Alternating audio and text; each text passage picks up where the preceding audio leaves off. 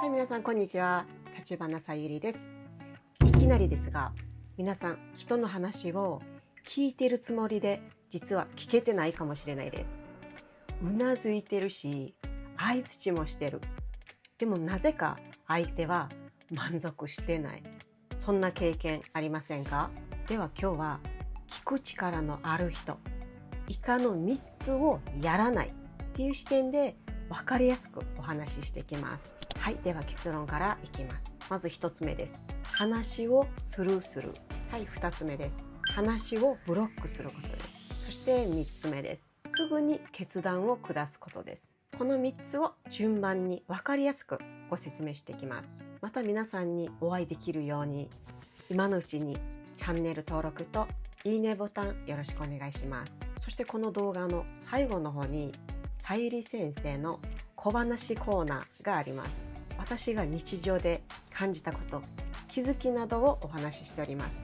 皆さんよかったらぜひ最後まで見てください。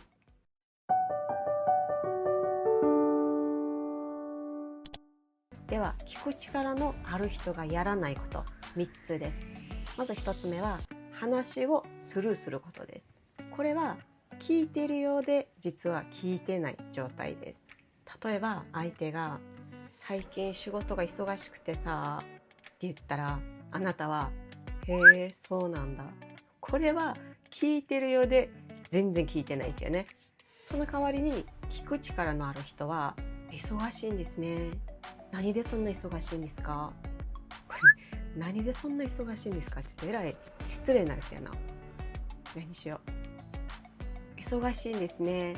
なかなかお仕事落ち着かないんですか？とかね。こういったちゃんとした姿勢で相手の話を聞いてあげると会話は一気に深まります。はい、では2つ目です。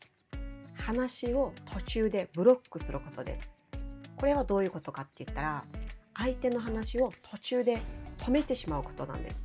例えば、いやいやいやいやそうじゃなくてとか、でもとか、そこは違いますとか、こういったことを言った瞬間、相手の心のシャッターは静かに閉まり出します。キーンって言って。でも聞く力のある人っていうのは、とりあえず最後まで話を聞くんですよ。で、そこから、あ、なるほど、そう感じたんだねっていう風に優しい言葉を先にかけてあげるんです。それだけで相手は安心します。そして楽しく会話が続けられます。会話っていうのは正しさの勝負ではないですからね。はい、では3つ目です。すぐに決断を下すことです。これはどういうことかって言ったら、相手が求めてもないのにアドバイスをしてしまうことです。例えば相手が最近ちょっと悩んでてさって言ったら、あ、じゃあこうしたらいいやんっていうふうにすぐアドバイスしてしまうこと。実はこれ私やってたんですよ。昔ようやってました悪気がない、親切心しかないね、わかります。でもね、相手は解決してほしいんじゃないんですよね。ただ単に分かってほしいだけなんですよね。では聞く力のある人はこれをします。それは大変でしたね。まず受け止めます。そして2つ目、これからどうしようと思ってますかって言って一緒に考えていくんです。では今日の話をまとめます。聞く力のある人がやらないこと3つです。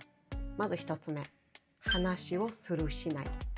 そして2つ目、話をブロックしない。そして3つ目、すぐに決断を下さないです。では皆さんにここでお聞きしたいです。ついついやってしまいがちなのはどれですか？話をスルーしてしまう。話を途中で止めてしまう。すぐにアドバイスをしてしまう。ぜひコメント欄で教えてください。では、さゆり先生の小話コーナー、どうぞ。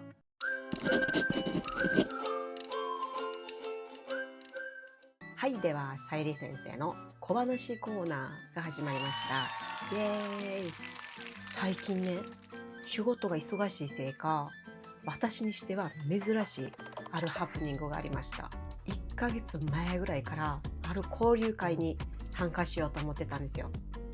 当日になってうわーやってしまったと思って、それ何かって言ったら会社の住所とか載ってないシンプルな名刺を作ろうと思ってたんですよ。それをうっかり忘れてたんです。で慌ててコンビニで印刷しようかなと思って調べたんやけど、なんか切ったりとか調整したりしないといけないみたいで、でも時間がない。ほんでもう歌い出しましたね。諦めました、交流会に行くの、私には名刺がないって。